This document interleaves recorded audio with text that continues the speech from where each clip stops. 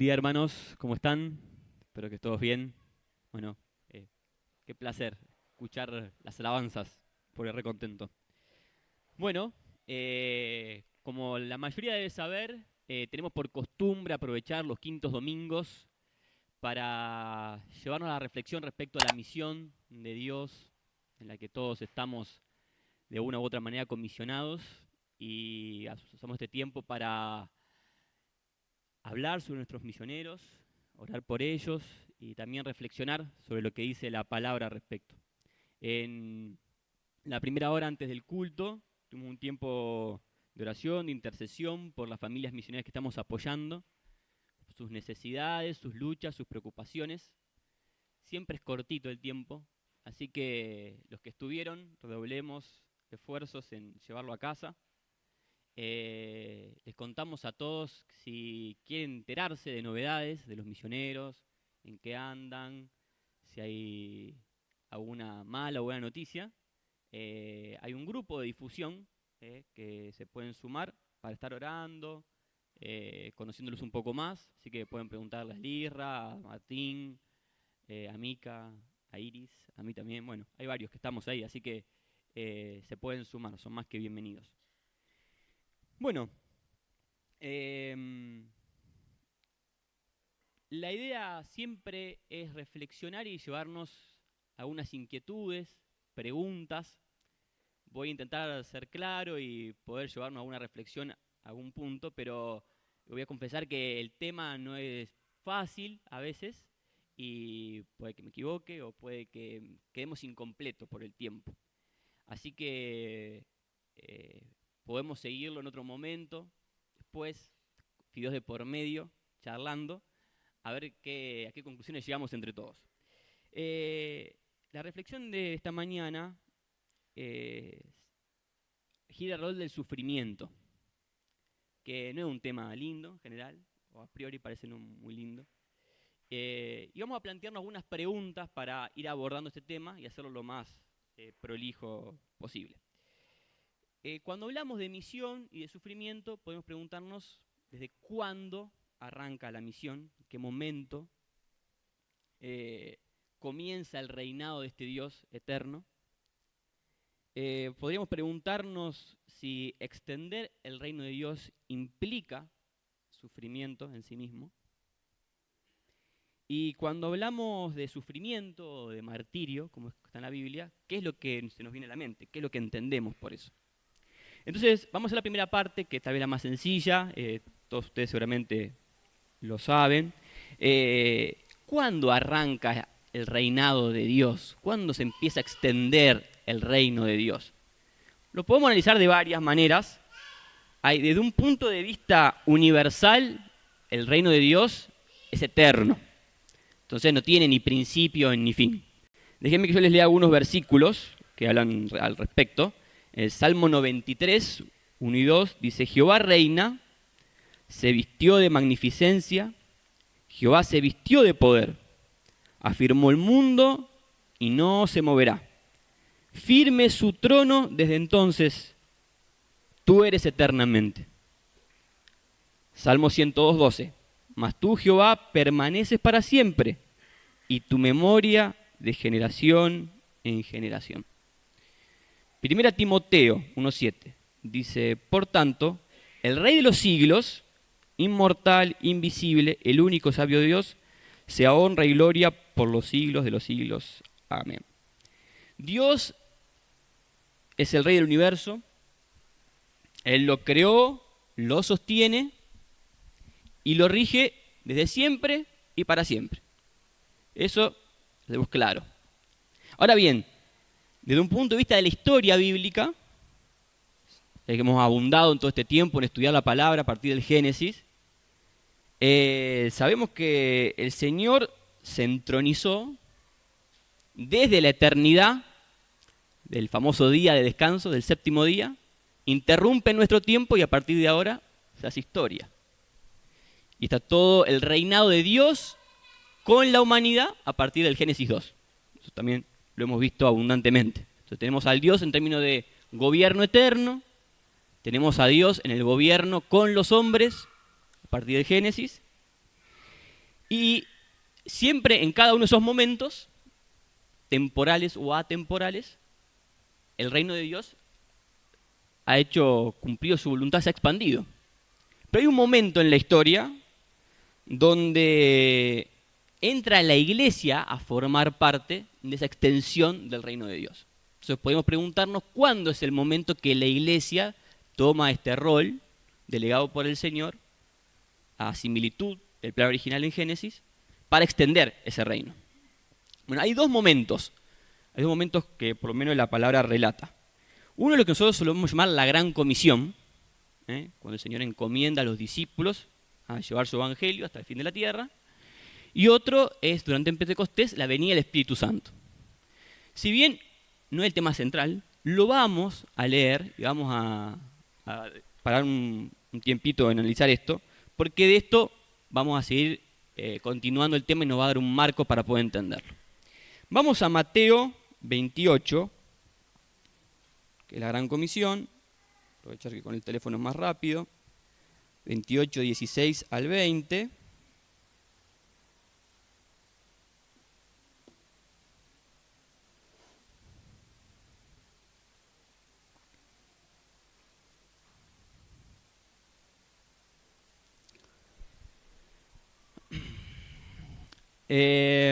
Dice, pero los 11 discípulos se fueron a Galilea, al monte donde Jesús les había ordenado, y cuando le vieron, le adoraron, pero algunos dudaban. Y Jesús se acercó y les habló diciendo, toda potestad me es dada en los cielos y en la tierra, por tanto, o sea, porque tengo toda esa potestad, y hacer discípulos a todas las naciones, bautizándolos en el nombre del Padre, del Hijo y del Espíritu Santo, enseñándoles que guarden todas las cosas que os he mandado, y aquí yo estoy con vosotros todos los días, hasta el fin del mundo. Amén. Bien, vamos a hacer el ejercicio de ver este mismo evento, que es antes de la ascensión del Señor a los cielos, en diferentes momentos de la Biblia, para ir complejizando un poco más, agregando un poco más de información. Vamos entonces a Lucas 24.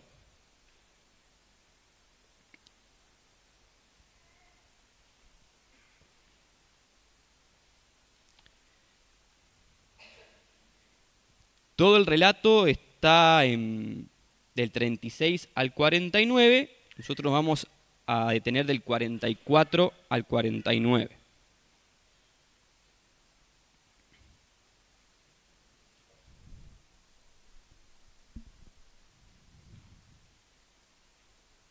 Recuerden que algunos dudaban, otra versión dice que tenían miedo. Este relato donde están todos reunidos y como que algunos dudan de que sea el Señor, dicen que creían que era un fantasma. Se dice, miren, yo como con ustedes, estoy con ustedes, sí, esto es cuerpo, no es fantasma. En el 44 les dijo, estas son las palabras que os hablé, estando aún con vosotros, que era necesario que se cumpliese todo lo que está escrito de mí en la ley de Moisés y en los profetas y en los salmos. Entonces les abrió el entendimiento para que comprendiesen las Escrituras. Y les dijo, así está escrito, y así fue necesario que el Cristo padeciese y resucitase de los muertos al tercer día, y que se predicase en su nombre el arrepentimiento y el perdón de pecados a todas las naciones, comenzando desde Jerusalén. Y vosotros sois testigos de estas cosas.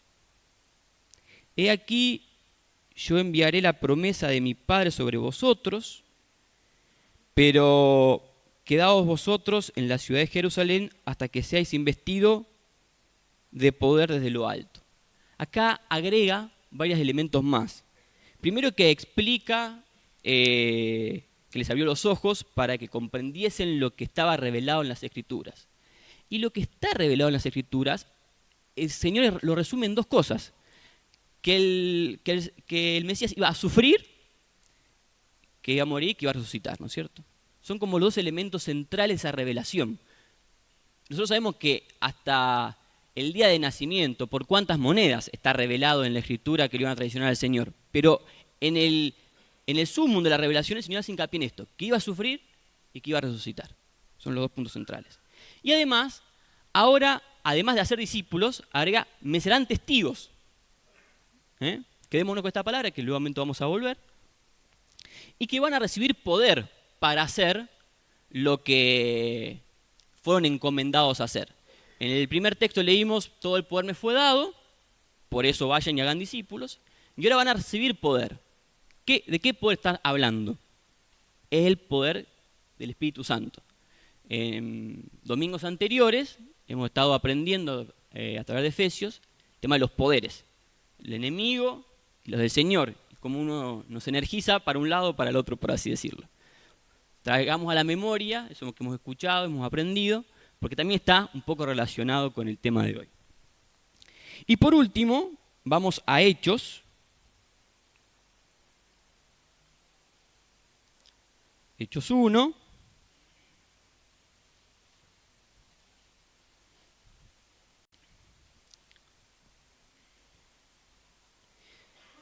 También todo el relato va del 1 al 9, que es el relato de esto que hemos leído en los evangelios, de esta gran comisión de cómo fue. Nosotros vamos a hacer hincapié en del 6 al 8. Dice, entonces los que se habían reunido le preguntaron, diciendo, Señor, ¿restaurarás el reino de Israel en este tiempo? Y les dijo, nos toca a vosotros saber los tiempos o las sazones que el Padre puso en su sola potestad, pero recibiréis poder cuando haya venido sobre vosotros el Espíritu Santo, y me seréis testigos en Jerusalén, en toda Judea, en Samaria y hasta el último de la tierra.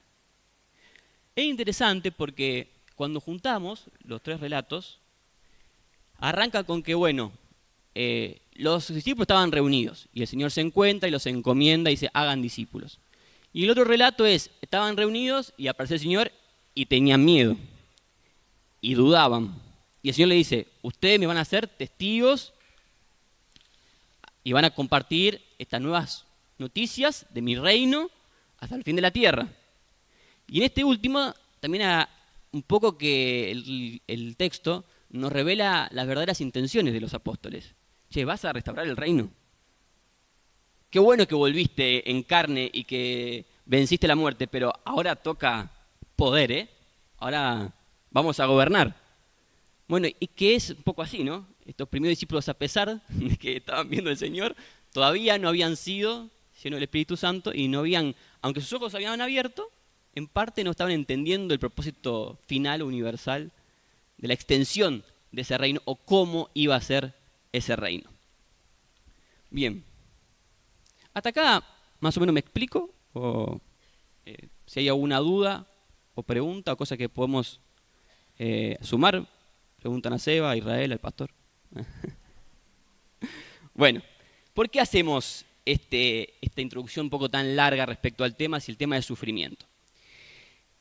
Si nosotros nos quedamos con la primera, leemos esto y seguimos los primeros capítulos de los relatos de Hechos, nos podemos quedar como una versión triunfalista, ¿no es cierto? Después de que el Señor le revela qué va a hacer, viene el Espíritu Santo, los discípulos hablan en diferentes lenguas, las personas que en ese tiempo estaban, en el tiempo de Pentecostés en Jerusalén, muchas personas se convierten. De hecho, Pablo da ese famoso discurso donde explica toda la Escritura a los judíos y les revela el verdadero significado. Decimos, ya está, se viene el reino, hay poder. Predicar, la extensión del reino es esto, predicar el Evangelio, explicar qué es lo que dice la palabra y qué hizo el Señor. Pero cuando nos detenemos en lo que el Señor ha dicho, no es tan sencillo. O no es solamente eso. La palabra testigos, en el original, es martus, que es mártires. No gente que cuenta algo que escuchó o que vio. No es chisme santo, discúlpenme el chiste, ¿no? No es eso, solamente, bueno, yo me enteré de esto o fui testigo ocular, voy y lo cuento. No digo que eso no es parte, ¿no? Es parte. Pero lo que el Señor está encomendando es más que una cadena de gente compartiendo un mensaje. No es una cadena de favores. Es algo totalmente radical. Llama a los discípulos al martirio.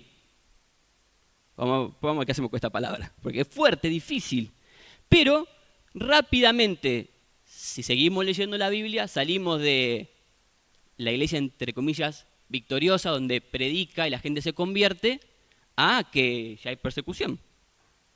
Y que Juan y Pedro van a la cárcel. Y que de hecho, rápidamente la iglesia experimenta el martirio de Esteban. Predicando el evangelio, es apedreado hasta la muerte. Entonces, estas dos cosas empiezan a solaparse en la vida de la iglesia, en la extensión de este reino. No es, por así decir, la parte fácil nada más. Hay algo que empieza a sucederle a la iglesia que automáticamente reviste oposición. Y no cualquier tipo de oposición. No es filosófica la oposición solamente. No, mirá cómo Dios puede morir, pensémoslo 2 veces. No, estos muchachos liquidémoslo. Acá no hay cabida para este mensaje, ni para este nuevo reino, ni para este estilo de vida. Es más, la tradición nos cuenta que 11 de los 12 discípulos fueron martirizados. Según la tradición, Pedro, Andrés, Felipe fueron crucificados.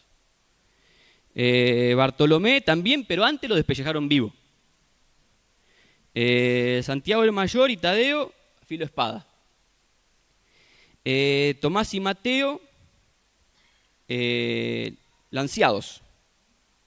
Y Santiago murió fruto de los golpes, el menor. Sin embargo, muchos de ellos fueron los que extendieron el evangelio a lugares recónditos de esa época. Mateo se considera que el que llevó el evangelio a África, al Cuerno de África. Santiago a España también, en algún punto. Obviamente que son datos históricos, la Biblia no lo corrobora, pero sabemos que fueron ellos los que extendieron, hicieron la labor que el Señor les encomendó. Jerusalén, Judea, hasta el fin de la tierra. Entonces, hay que hacernos la pregunta, no podemos evadirla, tenemos que en algún momento meternos ahí. ¿Extender el reino de Dios implica sufrir?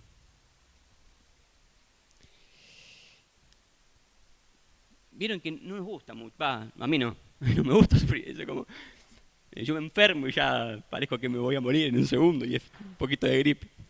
Entonces, es un poco raro que se junte un Dios victorioso, lleno de poder, y nos mande a sufrir, a padecer, al martirio.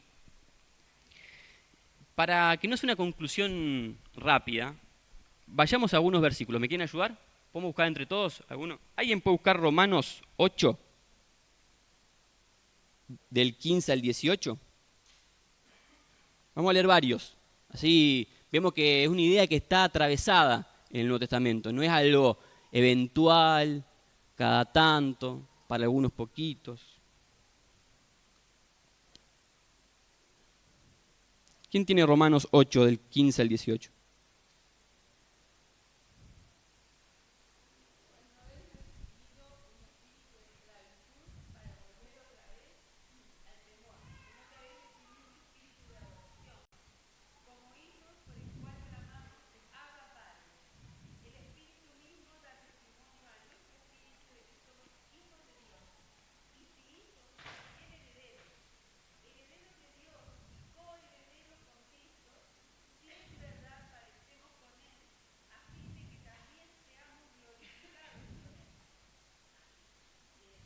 Hasta el 18, sí.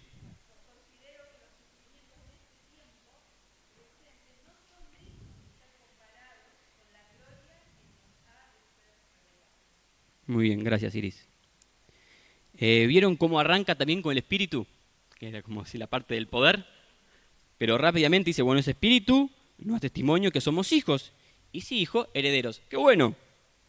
Herederos de Dios y coherederos con Cristo, si es que es condicional. Padecemos juntamente con Él, para que juntamente con Él seamos glorificados. Y es más, hasta pone el peso que tiene eso. Ese sufrimiento momentáneo ni se compara con la gloria venidera.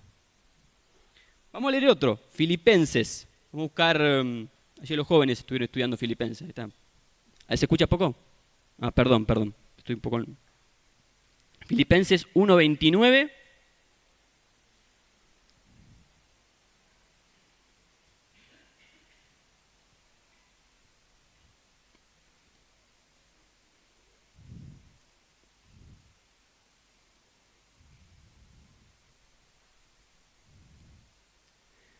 Dice, porque a vosotros os concedió la causa de Cristo. No solo que creáis en Él, no solo que des mensajes y creáis en Él, sino también que padezcás por Él. ¿Vieron? Van las dos de la mano, ¿no? Es una y la otra. En Filipenses el concepto vuelve a estar lo mismo. Busquen el 3, Filipenses 3.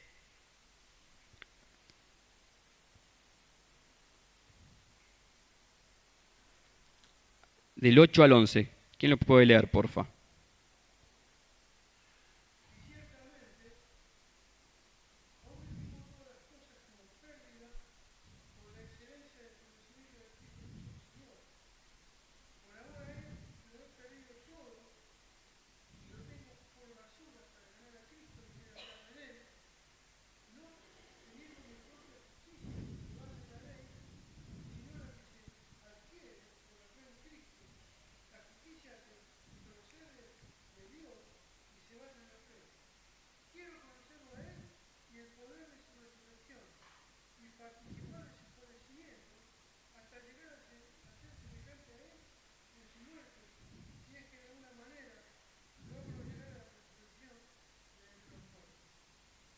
¿Vieron el deseo de Pablo? Nosotros siempre recaemos en la primera parte de lo que dice Pablo. ¿Vieron? Tengo todo, dejo todo por el Señor, lo tengo como escoria, como basura, con tal de llegar a Cristo. Pero ¿eso qué implica? A fin de conocerle y el poder de su resurrección, el mismo poder que operó en Jesús de los muertos, es el que se nos fue dado con el Espíritu Santo para hacer la obra que Él nos encomendó, a fin de poder, el poder de su resurrección y la participación de sus padecimientos, llegando a ser semejante a Él en su muerte. Introduce nuevamente el poder, el tema de el sufrimiento como condición necesaria, o así pareciese. Busquemos más porque hay mucho. 1 Corintios.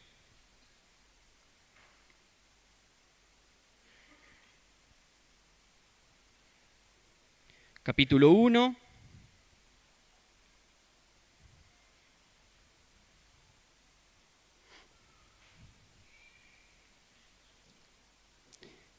Del 3 al 5.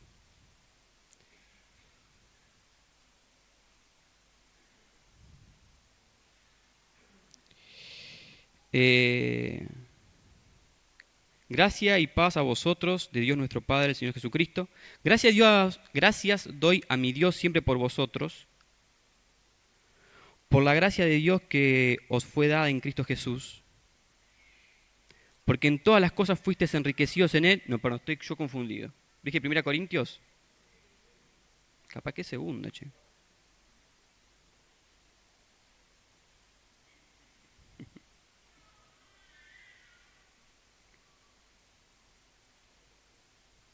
Haga así. Perdón, era segunda.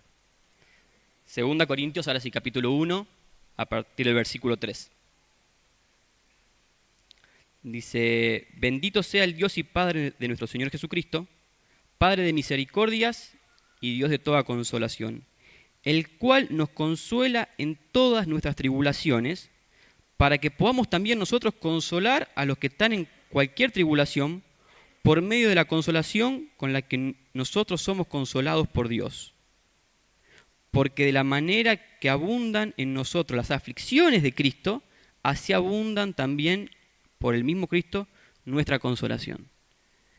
Así arranca Corintios, ¿no? Abundan las tribulaciones en Cristo, ¿no? Vuelve el tema una y otra vez. Vamos de nuevo, vamos a buscar otro más. Fíjense, 1 Pedro.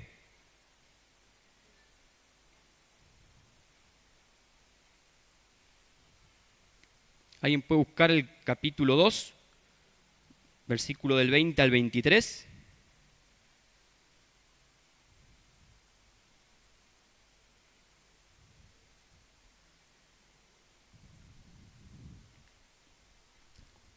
¿Alguien me hace el favor?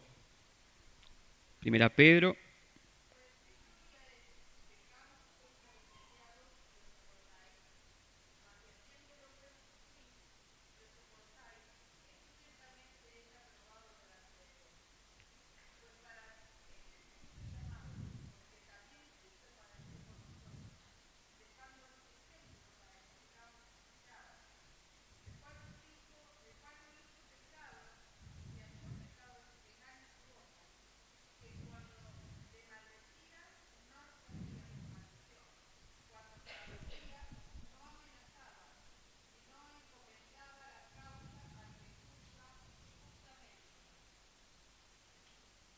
Gracias, Ari.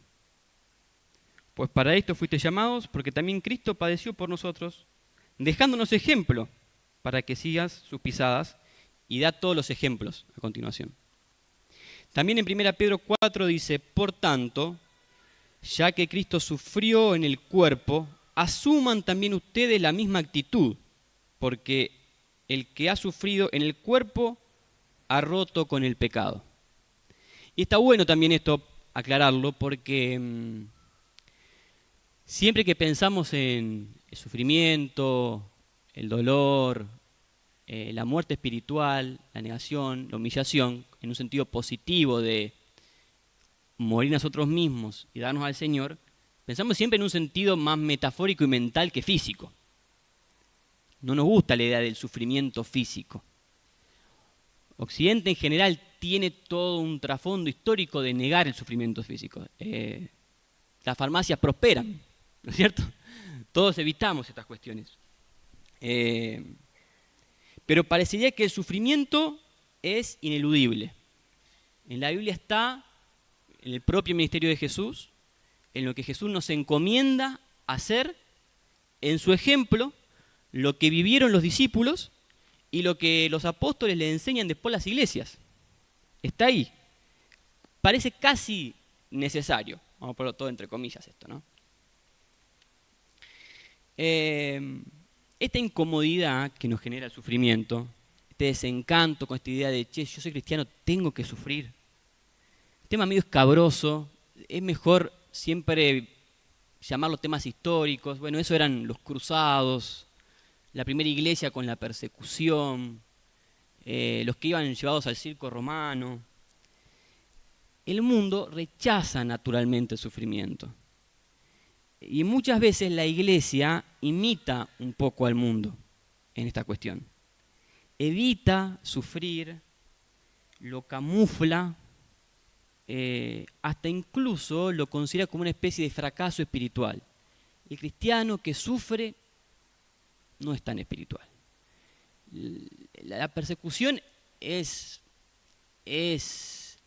para golpearse el pecho, pero a nosotros nos gustaría que las noticias sean que todas las iglesias crecen y que toda la gente se convierte por miles, no que son perseguidos. Entonces, ¿qué hacemos con el sufrimiento? Miren, podemos tomar dos actitudes básicas. Insisto que esto es un tema largo y seguro que hoy no vamos a poder ver toda la profundidad. Pero es para que nosotros podamos ser interpelados por la palabra, para que podamos preguntarnos, la iglesia, no yo, la iglesia, ¿sufre? No, ¿por qué? Sí, ¿por qué? ¿Son causas nobles? Oh, hermano.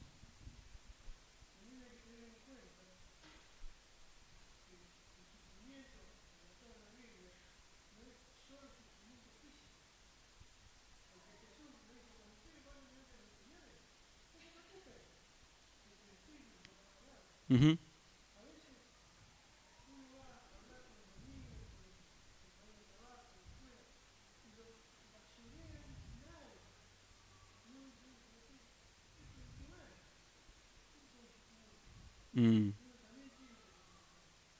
Sí, es como la completud del ser, en espíritu, en alma y en el cuerpo, total, completo. Lo que yo me refiero es que muchas veces es más fácil identificar el sufrimiento, vamos a poner, emocional, el rechazo, pero evitamos el físico. Y tenemos una buena excusa también, porque en nuestro contexto el físico es complejo que se dé, en general. Pero vamos a ir abordando el tema, no se preocupen. Respecto a eso, al sufrimiento físico o personal, sería un error total creer que tomar una actitud autoflagelante nos podría hacer más espirituales o acercarnos más a Dios o comprender mejor su voluntad. No es raro, nosotros no nos amordazamos una liga de pinchos en las piernas y sangramos, pero muchas veces sí tenemos actitudes de si yo sufro un poquito más, tal vez me acerco un poco más al modelo que Dios quiere de un buen cristiano. Y no hay ningún sacrificio, no importa cuánto suframos por la causa al máximo, o cuánta sangre derramemos, solo el sacrificio de Cristo es el que salva. No le podemos agregar nada, ni mínimo. Es como lo que cantábamos y leíamos durante el momento de oración con las canciones, ¿no?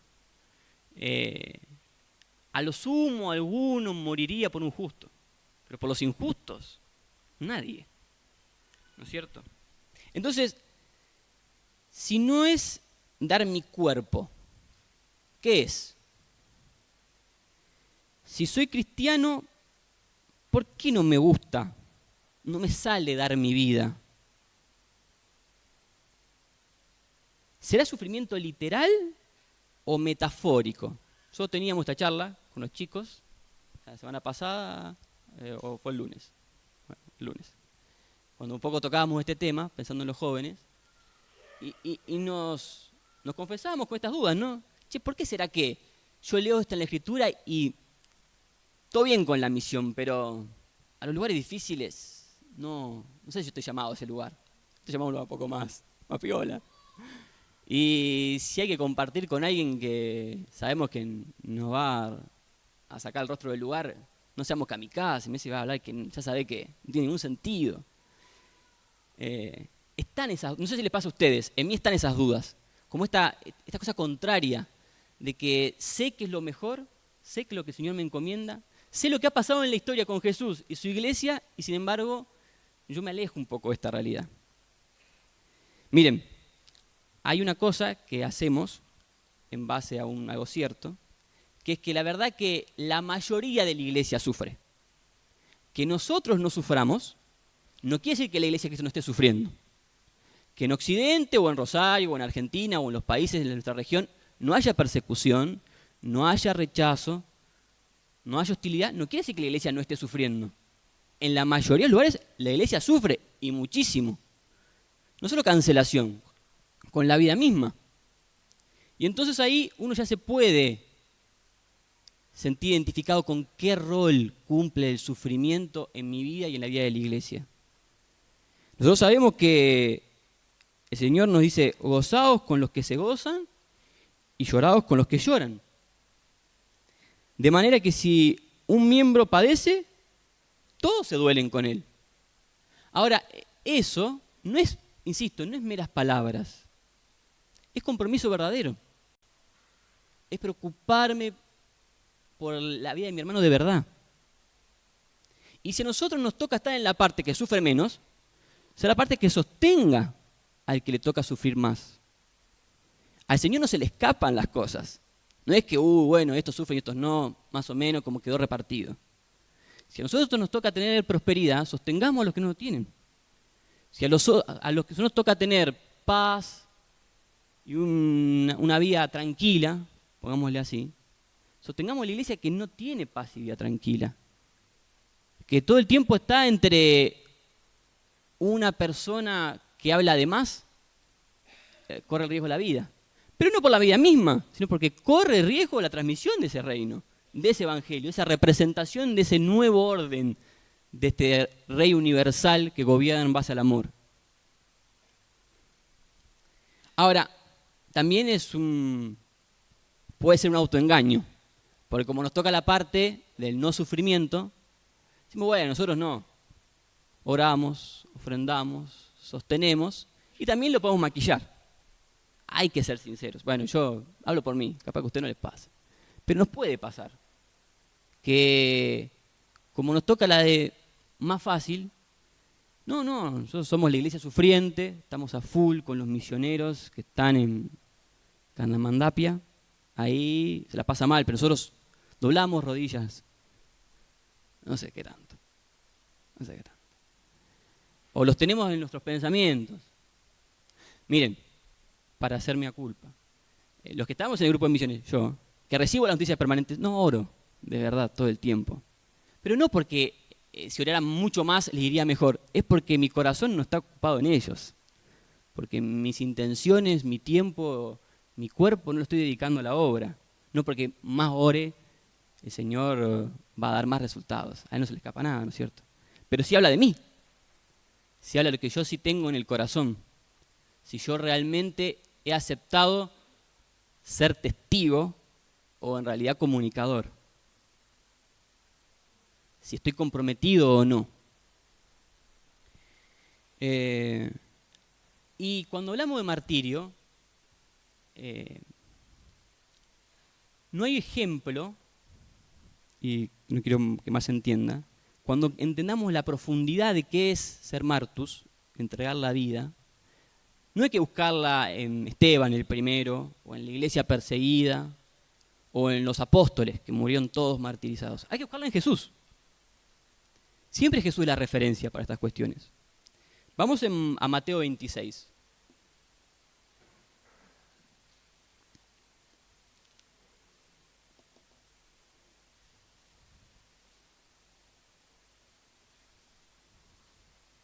A partir del 36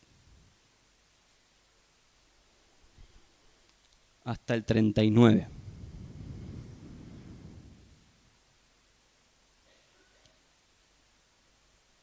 Este es seguro que muchos hemos escuchado, leído, es la oración que el Señor tiene en el huerto de Getsemaní, también con algunos de los discípulos, hablando con Dios antes de ser entregado. Dice, entonces llegó Jesús con ellos a un lugar que se llamaba Getsemaní y dijo a sus discípulos, sentados aquí, entre tanto que voy allí y oro. Y tomando a Pedro y a los hijos de Zebedeo, comenzó a entristecerse y a angustiarse en gran manera. Entonces Jesús le dijo, mi alma está muy triste hasta la muerte, quedaos aquí y velad conmigo. Yendo un poco adelante, se postró sobre su rostro, orando y diciendo, Padre mío, si es posible pasa de mí esta copa, pero no sea como yo quiero, sino como tú. Si uno hace la lectura rápida y dice, bueno, Jesús no quería sufrir. Jesús no quería el rechazo. Todos sabemos que eso no es cierto. ¿No es cierto? Pero sí es válido que Jesús como hombre también no le gusta sufrir. Está diciendo, yo sinceramente siento esto, me hace mal, me siento mal. No tengo esta intención natural, llevémoslo a nosotros, de querer sufrir vagamente por sufrir. ¿Qué es lo que sabemos que Jesús se está oponiendo al Padre? Diciendo, yo no quiero estar lejos de vos. Porque sabe que lo que va a pasar en la cruz, el que el Señor, por amor a nosotros, lo va a abandonar a Jesús para que Él cargue todos nuestros pecados y Él va a tener que estar lejos del Padre.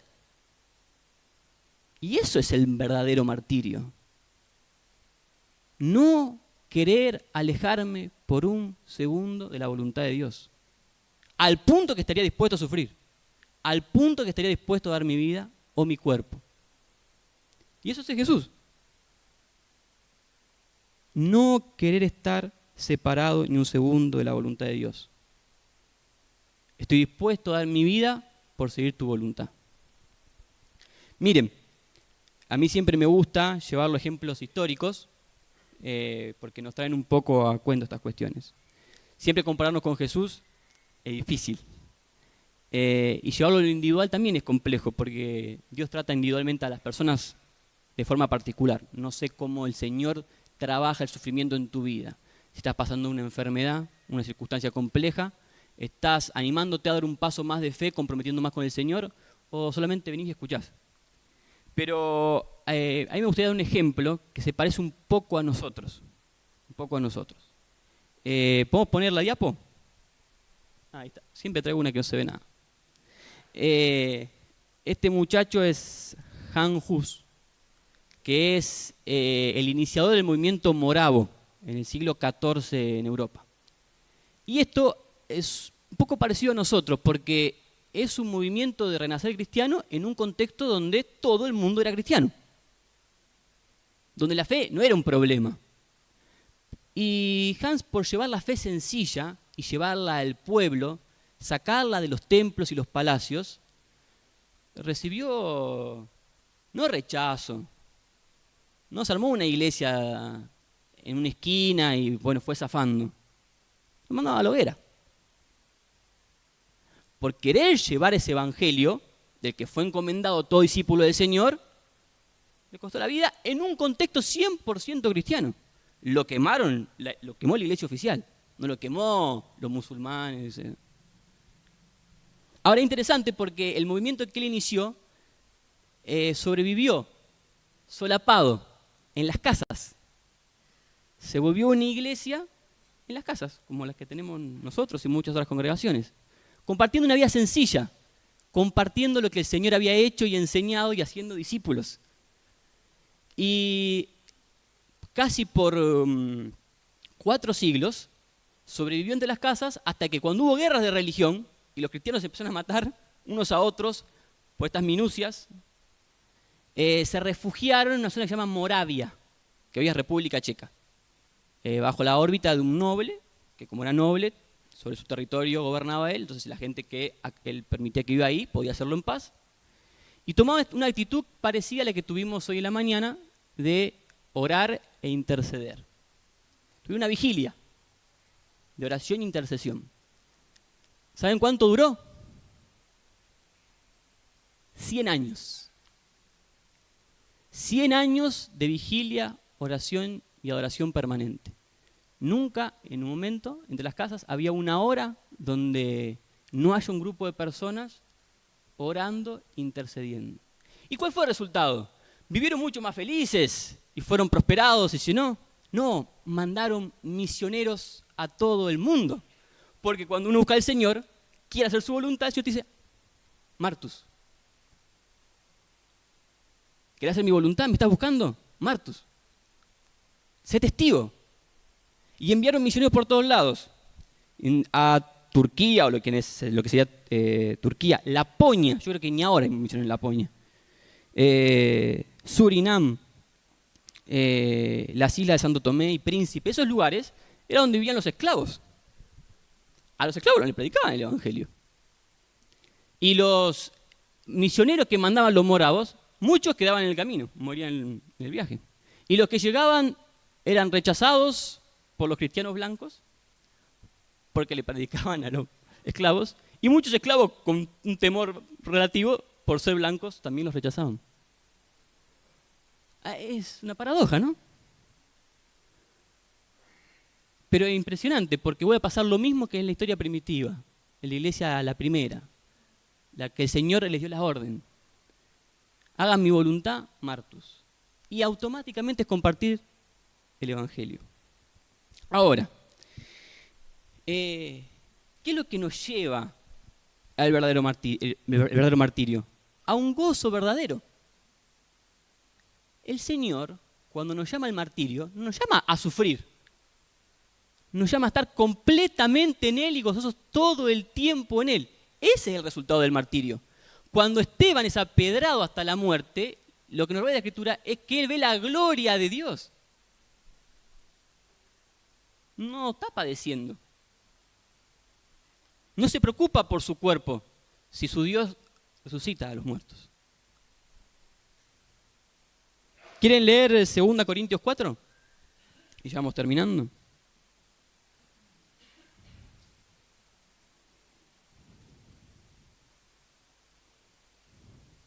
2 Corintios 4, a partir del 7.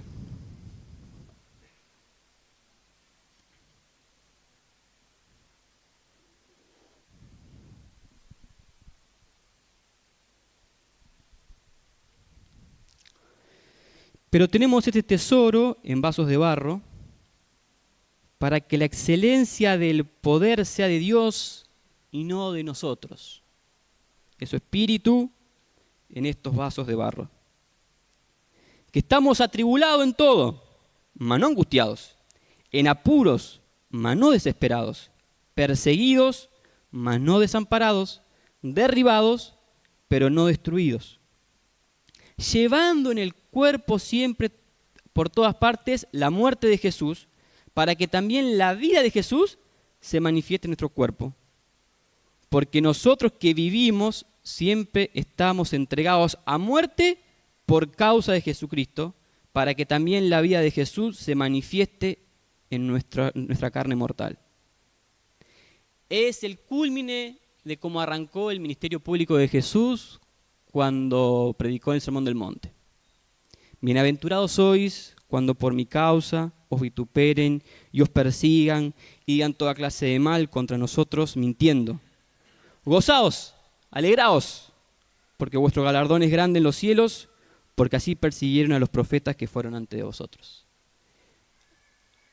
En el mundo tendréis aflicción, no se preocupen, yo he vencido al mundo. Gloria sea a nuestro Dios que nos ha dado esta misión tan grande que a nuestros ojos puede ser difícil, dolorosa, pero en Él es absolutamente gozosa y en victoria.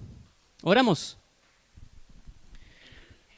Padre nuestro, Señor Santo, Dios Todopoderoso, te alabamos y bendecimos porque eres un Dios bueno, santo, misericordioso. Señor, te damos gracias por que has llegado a nuestras vidas, nos has cambiado, nos has transformado nuestra mente, nuestro corazón. Y Señor, con temor, con humildad también te rogamos que te adueñes de nuestro ser, de nuestro cuerpo, de nuestra voluntad, de nuestro tiempo, para que solamente cumplamos tus propósitos y no los nuestros, Señor. Sabemos que tu iglesia, tu cuerpo en muchas partes se duele, sufre, pero sabemos que vos estás al cuidado, a la protección de ellos, Señor. Y tal vez en parte nos has puesto a nosotros para poder ser esa expresión de amor, de compartir las cargas. Señor, te rogamos que podamos ser diligentes en correr a socorrer a nuestros hermanos, en compartir las victorias y las derrotas en el campo, sabiendo que vos, al final, venciste para siempre, Señor, y tu reinado es eterno y no tiene fin, Señor.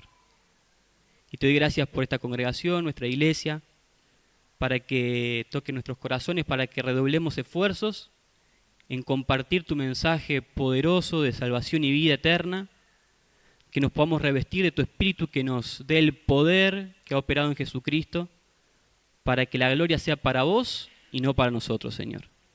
Te alabamos y te bendecimos en el poderoso nombre del Señor Jesús. Amén.